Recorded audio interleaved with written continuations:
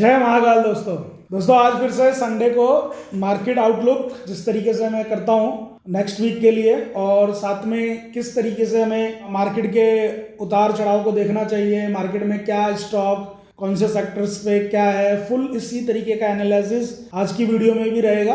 तो एक बार प्लीज तुरंत प्रभाव से आप चैनल को सब्सक्राइब कर लीजिए दोस्तों, और वीडियो को एक बार लाइक कर दीजिए। तो यहाँ पे जैसा कि हम देख पा रहे हैं कि नेक्स्ट वीक जो 5 से 9 अगस्त वाला जो वीक है, ये वीक में थोड़ी वीकनेस देखने को मिल रही है, ऐसा सब अनुमान लगा रहे हैं, और ऐसा कुछ कुछ धीरे धीरे फ्रेगनेंस आ रहा है।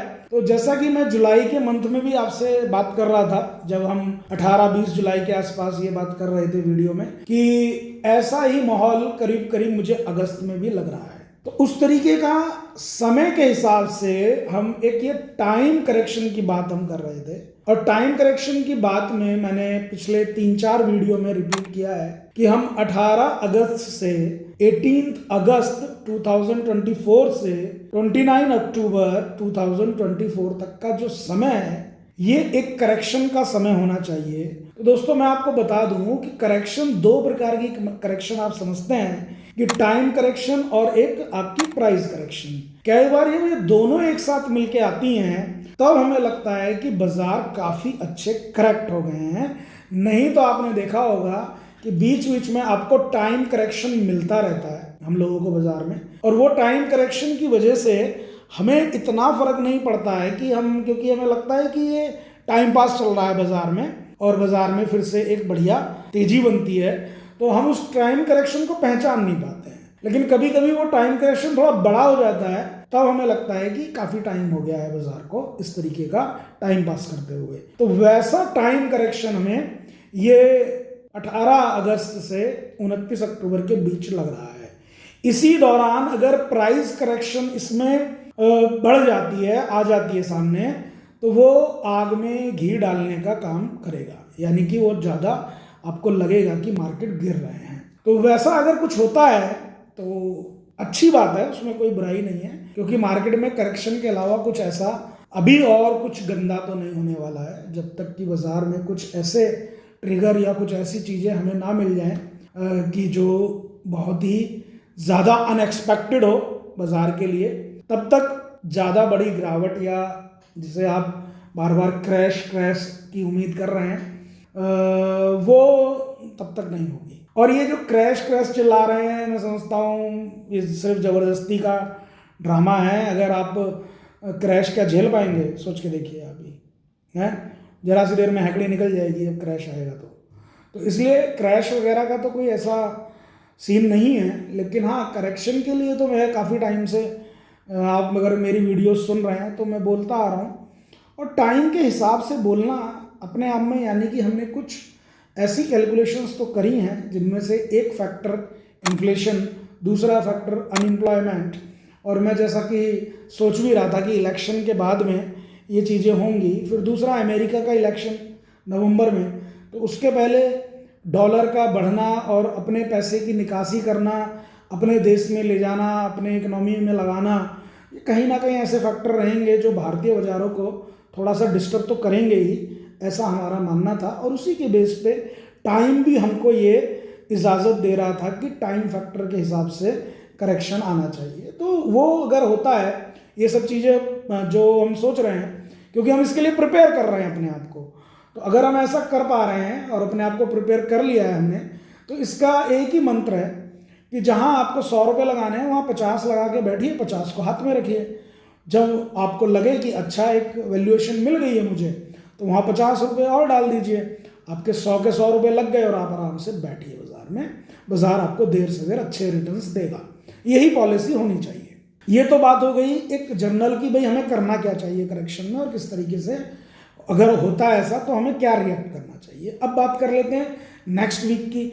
तो नेक्स्ट वीक के लिए थोड़ा सा एक बार चार्ट पे चलते हैं, और चार्ट को भी समझने का प्रयास करते हैं कि निफ्टी का डेली चार्ट क्या बोल रहा है, और बाकी के क्या ट्रिगर हैं जिनको हमें देख के अपना काम कर लेना चाहिए नेक्स्ट वीक के लिए। तो चलते हैं दोस्तों एक बार चार्ट पे। इस डेली चार्ट पे निफ्टी के मैं देख रहा हूँ कि लास्ट में जो क्लोजिंग हुई है फ्राइडे की, ये थोड़ी सी ठीक नहीं है, और गैप डाउन हुआ है बाजार।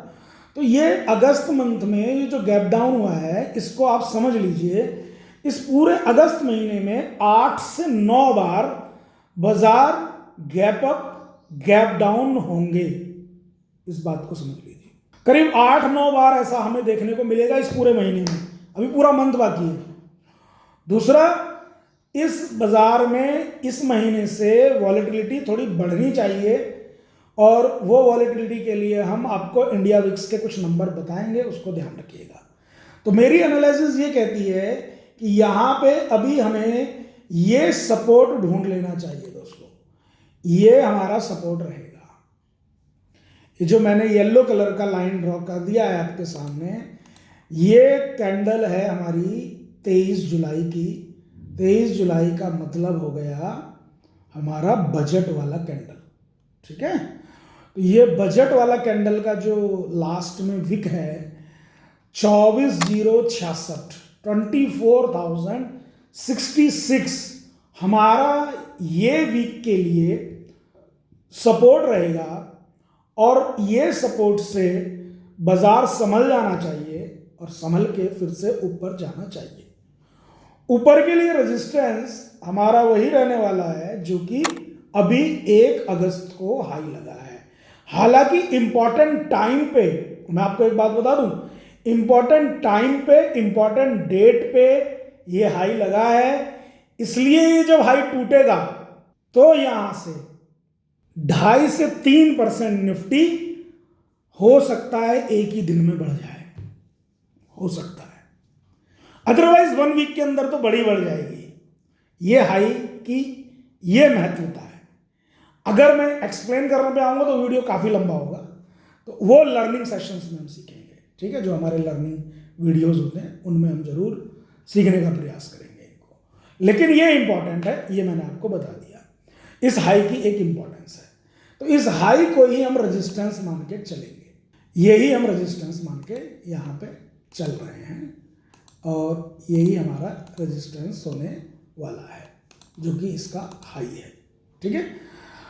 और इसका जो हाई है वो 25,078 है, 25,078, ये इसका हाई है, ठीक है दोस्तों। तो ये हाई रेजिस्टेंस का काम करेगा। रेजिस्टेंस क्रॉस करने के बाद में हम 2.5 से 3% की एक तरफा तेजी देखेंगे, हो सकता है एक दिन में, एक हफ्ते में, ठीक है। नीचे के लिए सपोर्ट हम यही रखेंगे 24,066, ये इंट्राडे सपोर्ट भी रहेगा और वीकली सपोर्ट भी रहेगा, ठीक है। अगर बाजार करेक्शन के रूप में आ जाता है कि नहीं मैं तो करेक्ट होके ही रहूँगा, अब बहुत हो गया और बहुत टाइम से करेक्शन नहीं हो रही है, तो लो मैं अब आपको करेक्शन दे के ही जाऊँगा, टाइम के साथ में प्राइस की करेक्शन दूंगा, तो अभी फिलहाल टाइम के साथ अगर प्राइस की करेक्शन होगी तो वो 23,600 तक के लेवल तक हो सकती है, ऐसा अभी हमारा मानना है। इससे ऊपर अभी ज़्यादा प्लान हम इस पूरे अगस्त में तो नहीं कर रहे हैं, लेकिन आगे के लिए हम वीडियोस में आते रहेंगे और आपसे शेयर करते रहेंगे। तो ये ओवरऑल मैंने निफ्टी का पूरा एनालिसिस जो मुझे लग रहा था वो मैंने दोस्तों आपके साथ में कर दिया। अब बात करते हैं एक और स्टॉक की, और वो स्टॉक मैं करता हूँ यहाँ पे गुजरात गैस। ये मैंने आप लोगों को दिया था और यहाँ पे लिखा भी था कि Gujarat gas because PM from Gujarat please take it lighter note. ये मैंने आप लोगों को स्क्रिप्ट निकाल के दिया था करीब 1 जून को। तो ये उस टाइम पे ये कारोबार कर रहा था 540-550 पे, और वहाँ से एक अच्छी इसने मूवमेंट दिखाई है। तो यहाँ पे इसका जो सपोर्ट है वो 612 है। अगर 612, 610, 606 इसके आसपास गुजरात गैस अगर मिलता है दोस्तों, तो एक बार लेने का मन बनाइएगा, क्योंकि पहले फिर संभावित टारगेट इसके हाई के पास के होंगे 678, 675, और लॉन्ग टर्म के लिए फंडामेंटली अच्छा स्टॉक मुझे लग रहा है। तो ये मैंने एक स्टॉक भी आपको इस माहौल में फिर भी सजेस्ट कर दिया। और इंश्योरेंस सेक्टर पे जरूर ध्यान दीजिएगा दोस्तों, जिसमें आपको HDFC लाइफ अभी बेचना नहीं है, ICICI प्रूडेंशियल बेचना नहीं है, LIC को बेचना नहीं है, इनको बेचना नहीं है, SBI लाइफ को बेचना नहीं है, किसी के ट्रेडिंग टारगेट है तो वो बेच सकता है, इन्वेस्टमेंट किसी ने किया हुआ है तो वो ना बेचे। इंश्योरेंस के लिए बहुत अच्छा पोटेंशियल है, इन्वेस्टमेंट आएगा अभी उसमें और काफ़ी। अभी मैं बात करता हूं दोस्तों इंडिया विक्स की। तो इंडिया विक्स में थोड़ा माहौल स्विंग का बना हुआ है, यानी कि स्विंग का मतलब है कि ऊपर के लिए स्विंग, और अगर ऊपर के लिए स्विंग होगी तो बाजार की वॉलेटिलिटी और बढ़ेगी, कम नहीं होगी, बढ़ेगी। और वॉलेटिलिटी बढ़ेगी मतलब कि बाजार में गिरावट का माहौल भी देखने को मिल सकता है।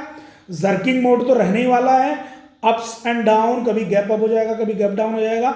इसके चलते ये अगस्त महीने में अगर हमने क्रॉस कर दिया इंडिया विक्स को 16 से ऊपर तो और ज़्यादा हो जाएगा ये वाला माहौल, ये ध्यान रखिएगा इस बात का। अगर इंडिया विक्स 16.13 के ऊपर आता है तो हम यहाँ पे ज़्यादा फियर में चले जाएंगे और हमें यहाँ पे बहुत ज़्यादा बाजार पल भर में 16, पल भर में शबनम ऐसा देखने को मिलेगा जब इंडिया विक्स 16.13 के ऊपर आ जाएगा। तो ये सब डाटा टेक्निकल हो गया। अब मैं बात करता हूं एक फंडामेंटल डाटा की, वो ये कि बाजार market waiting for huge fund, एक बड़े फंड का इंतजार कर रहा है, उसका स्वागत करने के लिए तैयार है बाजार। और वो बड़ा फंड जब आएगा तो उससे पहले फंड को चाहिए एक फेयर वैल्यूएशन, और वो फेयर वैल्यूएशन अगर हमें इन 2-3 महीने में मिल जाती है तो हम अच्छा कर पाएंगे। हमारी आगे की जो लॉन्ग जर्नी है वो बहुत ही सुखद और बहुत मस्त होगी, बहुत बढ़िया होगी। तो उस चीज़ से बिल्कुल भी चूके ना, और इस अवसर को आपने अवेल करना है, जिसे बोलते हैं अवेल दी अपॉर्चुनिटी। आपदा में अवसर को तलाशिए, मोदी जी बोलते ना आपदा में अवसर को तलाशिए। तो आपदा आएगी, उसमें अवसर तलाशने हैं आपको और निवेश करना है, बस इतनी सी मैं बात बोलूँगा, इस बात को ध्यान रखिएगा। और अभी निफ्टी में तो करेक्शन आई, लेकिन मैं देख रहा हूँ कि मिड कैप और स्मॉल कैप में तो कोई ऐसी प्रॉब्लम ही नहीं आई अभी तक। मिड कैप आप देखिए, निफ्टी मिड कैप अगर मैं देखता हूँ, ये रहा निफ्टी मिड कैप।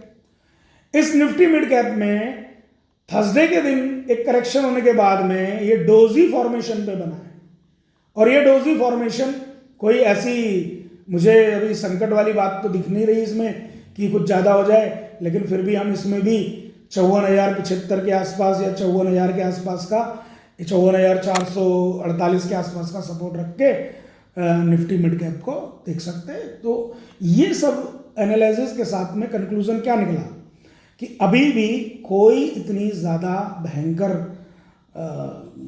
गड़बड़ या कुछ ऐसा नज़र मुझे नहीं आ रहा है। लेकिन हाँ, जाते जाते वीडियो को यहीं पे विराम करूँगा। इसके साथ ही मैं एक ही बात बोलूँगा, 18 अगस्त 2024 से 29 अक्टूबर 2024 के बीच में हमें टाइम विद प्राइस करेक्शन अगर मिलती है तो वो हमारे अवसर होंगे।